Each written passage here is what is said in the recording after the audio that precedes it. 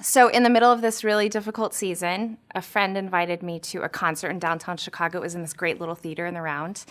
And I had been praying for God to somehow show up in this just difficulty. Like, God, if you're real, which I'm believing that you are, make yourself real to me in this season because I need to experience you here. We sat down and immediately the lights went dark and this screen descended from the ceiling and flashed a trigger warning, and then started displaying these really disturbing images, honestly, images of child soldiers, images of poverty, images of suffering and hunger and things like that.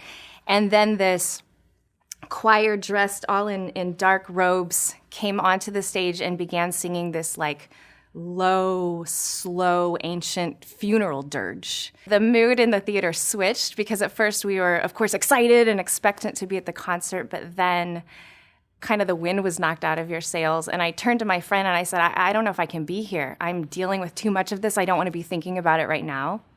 What I didn't realize is that there was another choir actually planted in the audience. They were disguised as audience members. And kind of out of nowhere, they stood up and they began singing over us this hopeful, triumphant, joyful song. What began to happen is that the audience focus shifted. So even though the disturbing images were still being displayed, and even though this like low grief song was still being sung, your focus shifted to the hopeful song, to the triumphant song.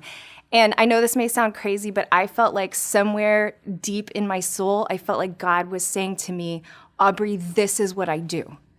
I don't pretend like pain doesn't exist. I don't pretend like suffering doesn't exist. And I don't need you to pretend like it doesn't exist either. But I am in the middle of singing a louder song than your pain or your suffering could ever sing. I am singing a song of hope and renewal and restoration. And I sat there at that concert bawling my eyes out, honestly, and it was like the first time I finally released all of my pain and my grief and my questions to God. And from that point on, I felt like God invited me on this lament journey, really to hear his louder song over the things that I was going through and over the pain in this world.